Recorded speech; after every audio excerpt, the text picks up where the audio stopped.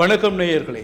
உயிர்த்த ஞாயிறு குண்டு தாக்குதல்கள் தொடர்பான இறுதி அறிக்கை ஜனாதிபதி விசாரணை குழுவின் இறுதி அறிக்கையை ஜனாதிபதி குற்றப்புலனாய்வு திணைக்களத்திடம் ஒப்படைத்திருக்கின்றார். யாழ்ப்பாணம் சண்டிலிப்பாய் சீரணி சந்தையில் பிரம்மாண்டமாய் ஒரு திருமண மண்டபம் உங்கள் சுப நிகழ்வுகள் மற்றும் ஒன்று கூடல்கள் அனைத்தையும் சிறப்பாகவும் அழகாகவும் நீங்கள் விரும்பும் வகையில் செய்து மகிழ்ந்திடவும் மங்களகரமான வரவேற்பு அறுசுவை உணவுடன் அனைத்திலும் உங்களுடன் கைகோர்த்திடும் சீரணி மகால் திருமண மண்டபம். தொலைபேசி இலக்கம் 074 36 37 315 மற்றும் 00 39 329 279 23 82. யாழ்ப்பாணம் சண்டிலிப்பாய் சீரணி சந்தையில் பிரம்மாண்டமாய் சீரணி மகால் திருமண மண்டபம். இது ஒரு நேர்மறையான விடயங்களை கொண்டு வரும், பொதுமக்களுக்கு நல்ல பல விடயங்கள், அதாவது நடந்த உண்மைகளை வெளியில் கொண்டு வருவதற்கான ஒரு நேர்மறையாக அமைந்திருக்கிறது.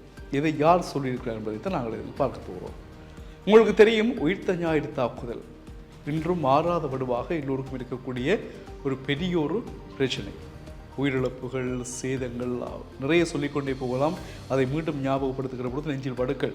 சரி, இப்போ இந்த பிரச்சனையை யார் செய்தது, இந்த விசாரணை ஆணைக்குழு எல்லாம் அப்படி இப்படிலாம் நிறைய விசாரிச்சவ, என்ன முடிவு எடுக்கப்பட்டது, இப்போ அனுரகுமார் திசாநாயக்க ஜனாதிபதி என்ன சொல்ல போகிற விஷயங்கள் எல்லாம் பலரும் எதிர்பார்த்து கொண்டிருக்கக்குள்ள அவருடைய தந்தை சிறில் காமினி ஒரு விடயத்தை சொல்லியிருக்கிறார்.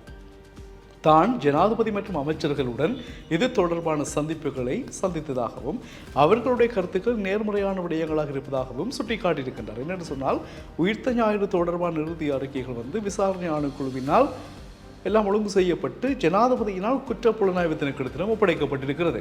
இது ஒரு நம்பிக்கையான செய்தி.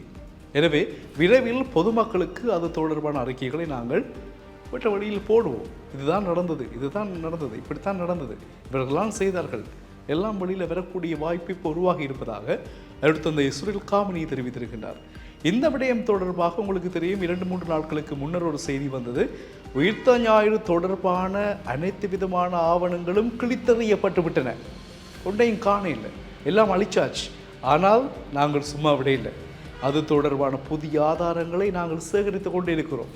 விரைவில் அவற்றை நாங்கள் கொண்டு வருவோம் என்று ஜனாதிபதி அனுரகுமார் திசாநாயக்க சொல்லியிருந்ததாகவும் நாங்கள் 2-3 நாட்களுக்கு முன்னோட செய்தியை உங்களுக்காக வழங்கியிருந்தோம். ஆக இந்த உயிர்த்த ஞாயிறு தாக்குதல் என்பது கட்டாயமாக விசாரித்து நீதி கிடைக்க வேண்டிய ஒரு விடயம். பல விஷயங்களுக்கு நீதி கிடைக்க வேண்டும், அதில் ஒன்று இது. எனவே இந்த விடயம் தொடர்பாக உங்களுக்கு தெரியும், கர்தினால் ரஞ்சித் ஆண்டகை ஜெனீவா வரைக்கும் சென்றிருந்தார்.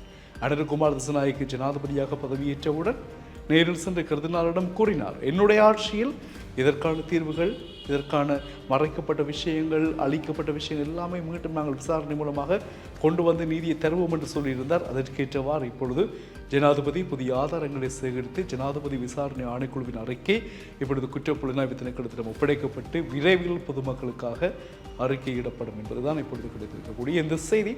பார்ப்போம், இதற்கான நீதி கிடைக்கும் பட்சத்தில் உண்மையிலேயே அது ஒரு நல்ல செய்தியாக அமையும் என்று நாங்கள் நம்புகிறோம். உங்கள் கருத்துக்களை கூறுங்கள். இது ஏதாவது நடக்குமா இல்லையா, நீங்கள்லாம் கூற வேண்டும். மீண்டும் சந்திப்போம்.